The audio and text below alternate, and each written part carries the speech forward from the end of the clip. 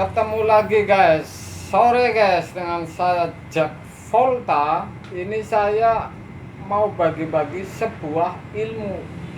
Jadi saya akan membagi sebuah pengalaman kepada Anda supaya Anda itu bisa melakukan sendiri, ataupun bagi para tukang bisa menganalisa, bisa memperbaiki dari teori saya.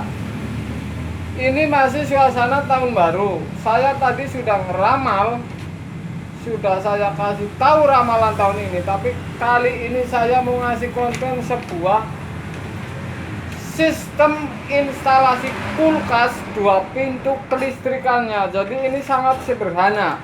Yang saya buat ini sangat sederhana supaya Anda tahu kelemahannya, supaya Anda paham tentunya, supaya langsung Anda mempunyai titik terang. Kelemahannya di sini saya kasih tahu, saya bongkar habis semua nih. Ini kulkas 2 pintu, jadi sistem kerjanya 1-3 timer. Kalau sub itu 1-4. Selain sub itu 1-3, jadi ini saya kasih 1-3. Jadi yang sederhana, yang tidak kebanyakan pengabelan, tapi Anda bisa mengetahui kunci-kuncinya. Kelemahan-kelemahannya saya akan kasih tahu, saya habisin ini. Saya sengaja yang paling sangat sederhana supaya Anda itu paham. Ini saya kasih tahu dulu nih. Sebuah kulkas 2 pintu ini, ada skema tentunya. Ini adalah yang saya kasih garis tebal. Ini adalah setrum yang tetap. Artinya ini setrum langsung, yang dari colokan sebelah ini langsung, ya kan colokan 2, ada ini yang sebelah saya gambarin langsung, ini yang garis tebal. Ini kunci, Anda bisa pahami kunci ini nih. 1, ini masuknya langsung ke kompresor, terus kipas di ruangan atas, fan, terus heater ini 1. Jadi yang kemasukan langsung ini sebelah-sebelah semua ini adalah kompresor ya 1, kipas atau fan yang di ruangan atas ya 1, heater 1. Jadi ini sebelah ini yang saya kasih garis tebal. Ini kompresor dan ini fan, ini heater. Heater ini adalah pemanas, seperti ini yang saya maksud. Ini menerima sebelah juga, yang langsung dari colokan, yang langsung. Kemudian yang tidak langsung lewat pindah diolah sebuah timer, diolah oleh sebuah timer, tapi dikunci oleh sebuah termostat. Ini adalah termostat, ini setrum masuk ya. Ini yang sebelah setrum masuk, ini garisnya beda tipis. Ke termostat dulu, setelah itu dibuang on, termostat masuk ke timer nomor 3. Dari timer ini diolah, keluar nomor 2. Ini untuk lari ke, kalau pindah ke nomor 2, timer ini akan mengirim ke defrost.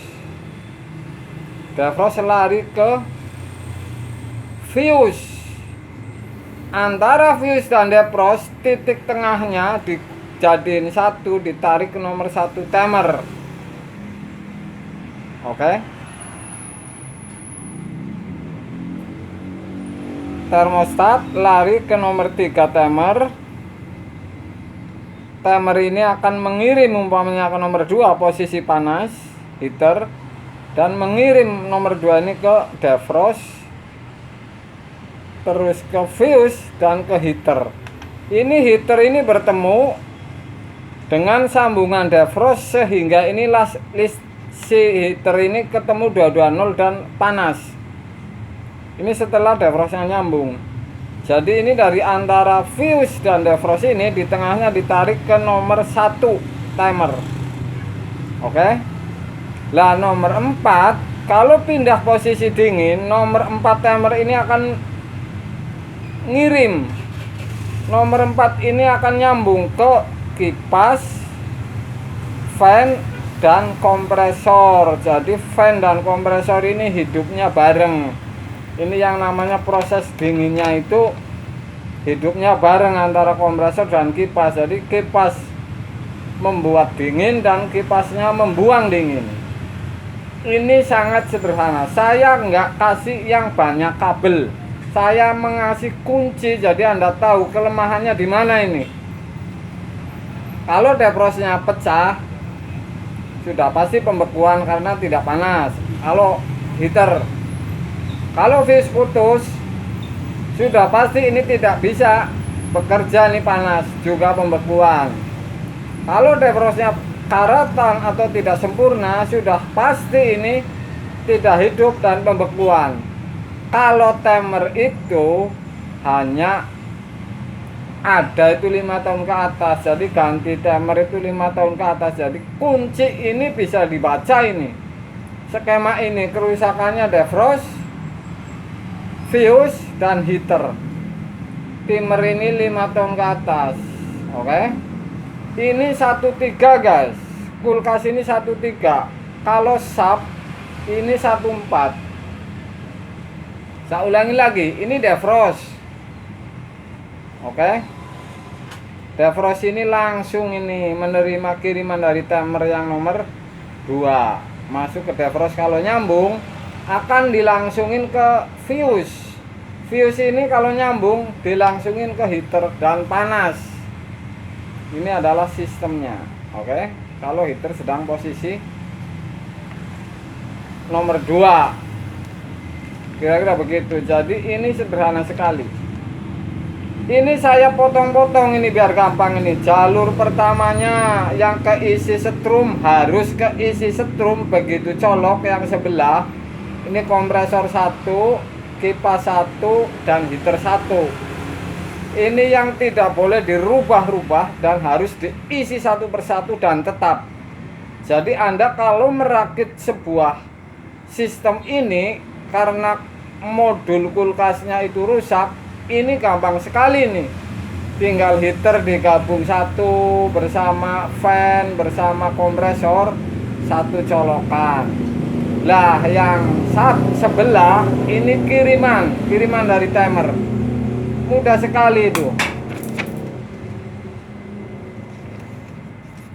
Yang sebelah lagi ini kuncinya masuk ke termostat. Termostat on, masuk ke nomor 3 timer. Kalau ngirim ke nomor 4, posisi timer pindah akan ngirim setrumnya ke kipas dan kompresor. Ini hidup ini. Kalau kiriman dari timer ke nomor 4. Kalau sedang proses panas, ini dari nomor 3 ngirim ke nomor 2.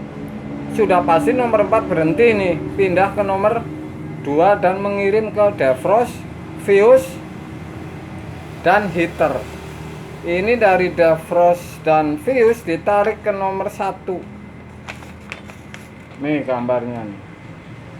Sangat sederhana. Anda pasti bisa, yakin. Anda pasti bisa ini. Ini timer 13. Ini 2 pintu. Ini saya ambil gambar yang sangat jelas, yang tidak kebanyakan kabel, tidak kebanyakan hambatan.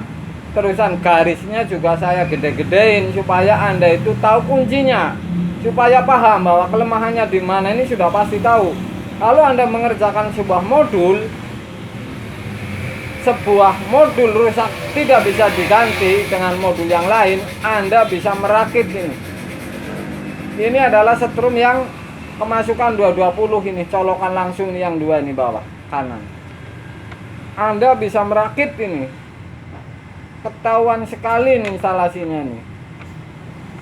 Kiri atas heater, fuse, antara fuse dan defrost, tengahnya dimasukin ke nomor 1 timer. Kemudian defrost masuk ke nomor 3. Ini timer 13. Dan yang antara fuse dan defrost tengahnya disambung masuk ke nomor 1.